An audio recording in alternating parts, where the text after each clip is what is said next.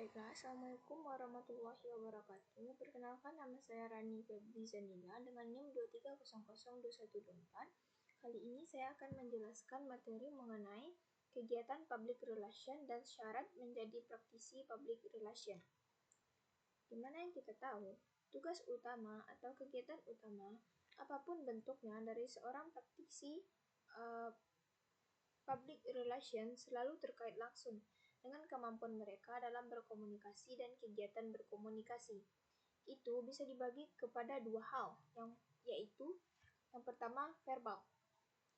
Verbal terbagi juga menjadi dua. Yang pertama verbal tulisan, di mana pekerjaan yang mulai dilakukan oleh praktisi public relation dalam hal menulis proposal, artikel progress, report, menulis untuk presentasi, menulis berbagai hal terkait dengan kegiatan-kegiatan atau event-event yang disampaikan kepada perseorangan.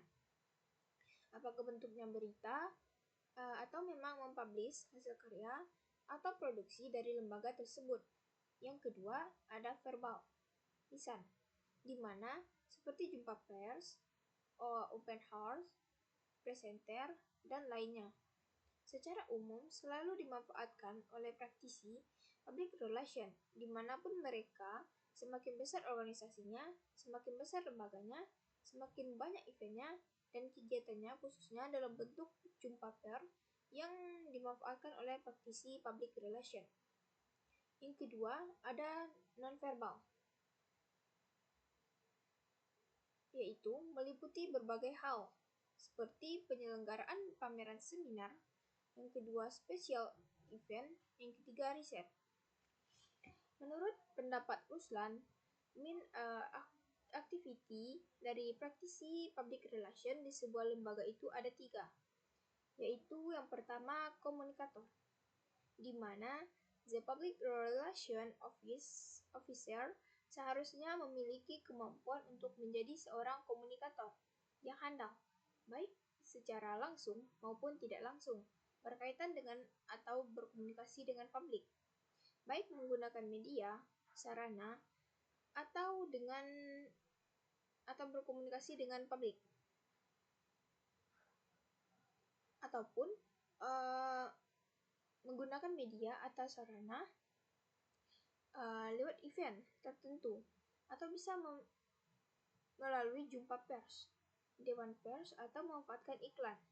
Yang kedua, main activity dari public relation, seorang lembaga, mereka sebagai backupnya. Public relation, seorang lembaga harus mensupport atau mendukung berbagai aktivitas yang dimiliki oleh lembaga, berapapun beratnya, seperti manajemen promosi, marketing, atau kegiatan operasional lainnya. Dari public relation. Yang ketiga, image maker, di mana petugas pro mampu menjadi pencipta. Mereka yang punya kemampuan untuk menciptakan citra positif atau image positif dalam rangka mencapai atau membangun reputasi yang luar biasa dari lembaga, termasuk target-target dari perusahaan ataupun lembaga yang dimaksud, sehingga di tangan mereka, baik atau buruk atau berkembangnya tidaknya sebuah lembaga. Selanjutnya, tugas dari public relation. Yang pertama, menginterpretasikan, menganalisis, melakukan evaluasi terhadap berbagai kecenderungan perilaku publik internal dan eksternal. Bagaimana pada akhirnya mereka mampu merekomendasikan kepada manajemen untuk kemudian dibawa dalam lembaga. Kecenderungan publik diklasifikasikan oleh Frank Jeffkin menjadi 4 situasi. Yang pertama, tidak tahu tetapi mengetahui. 2, apatis dan juga peduli. 3, prasangka tetapi ada yang memiliki atau menyebabkan terjadinya permusuhan, tapi juga ada bagian yang memberikan simpati. Bagian yang kedua, yaitu kepentingan organisasi lembaga dengan kepentingan publik dalam kondisi yang manapun tugas ini menjadi sangat berat, karena Tugas public relation dalam kaitannya dengan hal ini adalah mempertemukan dua kepentingan menjadi saling memahami, saling memberikan keuntungan untuk bisa saling menghormati. Yang ketiga, mengevaluasi berbagai program perusahaan atau organisasi, khususnya yang berkaitan dengan public relation secara langsung. Tugas evaluasi ini adalah untuk melihat kedudukan dan wewenang public relation yang sangat tinggi dan luas. Selanjutnya, aktivitas public relation. Yang pertama, adanya komunikasi. Komunikasi ini adalah kondisi sederhana dalam proses pertukaran ide, pesan, pendapat, informasi melalui visualisasi, lisan dan tulisan, serta verbal dan non-verbal. Yang kedua, publisitas. Diskriminasi pesan yang terencana sedemikian rupa yang sudah didesain oleh lembaga atau perusahaan melalui orang-orang yang punya kepentingan dalam public relation melalui media tertentu tanpa bayaran untuk meningkatkan perusahaan ataupun organisasi. Yang ketiga, ada promosi. Aktivitas mengkreasikan atau menstimulasi perhatian terhadap produk dari orang-orang yang memiliki kepentingan yang menjadi standar dan tujuan lembaga perusahaan terhadap produk organisasi. Yang keempat, proses agen. Bisa dimanfaatkan melalui soft news stories. Yang kelima, integrated marketing.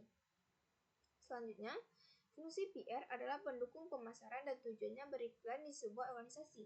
Ini lebih berfokus bagaimana untuk membangun sebuah image. Yang pertama, terkait dengan manajemen isu, mengidentifikasi pekerjaan mereka, memonitor, dan PR itu adalah manajemen krisis berkaitan dengan kegiatan manajemen krisis, menghadapi berbagai krisis atau problem atau kegiatan negatif. Yang kedua, Public Information Office, di mana penghubungan antara lembaga dengan pemerintah, lembaga dengan media, dan lembaga dengan publik. Yang ketiga, Public Affairs, di mana bekerja mewakili lembaga atau perusahaan ataupun perangkat pemerintah yang mempunyai peran dalam menentukan kebijakan dan undang-undang untuk mempertahankan standar perusahaan. Yang keempat, Financial Relation, bagaimana lembaga pada akhirnya mampu menghadapi dan mengkomunikasikan berbagai informasi kepada pemegang saham atau pemilik modal di perusahaan ataupun lembaga. Yang kelima, Community Relation. Seorang public relation di sebuah perusahaan berperan untuk memantapkan sekaligus meningkatkan hubungan antara organisasi atau publik secara. Yang keenam, Internal Relation. 7. Industrial Relation. 8. Minority Relation, meningkatkan hubungan dengan grup minoritas atau individual yang selama ini dipandang sebelah mata oleh publik. Selanjutnya, syarat untuk seorang praktisi public relation. Yang pertama, mampu menghadapi semua orang yang memiliki aneka ragam karakter serta budaya.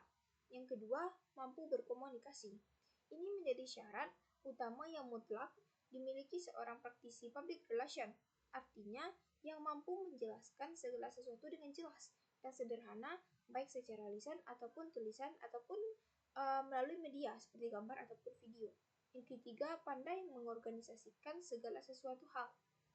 Yang keempat, memiliki integritas personal yang sangat tinggi baik di dalam profesi maupun kehidupan pribadinya. Yang kelima, memiliki imajinasi. Seorang public relation adalah orang-orang yang memiliki daya imajinasi yang sangat tinggi dan kreativitas yang tinggi juga, sehingga mampu membuat jurnal internasional, menulis sebuah naskah, membuat film ataupun video yang terkait dengan produk yang menjadi andalan lembaganya. Yang keenam, ada kemampuan untuk mencari tahu. Jadi, mereka nih, orang public relation ini adalah orang-orang yang handal, yang bisa diandalkan atau yang bisa mencari tahu dan memiliki insting yang sangat peka. Mereka dituntut memiliki akses informasi yang sangat luas sehingga relasinya harus banyak. Jadi jika ingin jadi public relation, kita harus mempunyai relasi yang banyak dan juga luas. Yang ketujuh, mampu melakukan penelitian, mengevaluasi hasil, dan satu kondisi yang punya kaitannya dengan nama baik perusahaan atau lembaga. Kemudian belajar dari hasil-hasil tersebut dan bisa dibawa ke perusahaan menjadi satu statement diperbincangkan. Mungkin hanya sekian yang dapat saya jelaskan. Terlebih dan terkurang saya mohon maaf. Wabillahi taufiq wal hidayah. Assalamualaikum warahmatullahi wabarakatuh.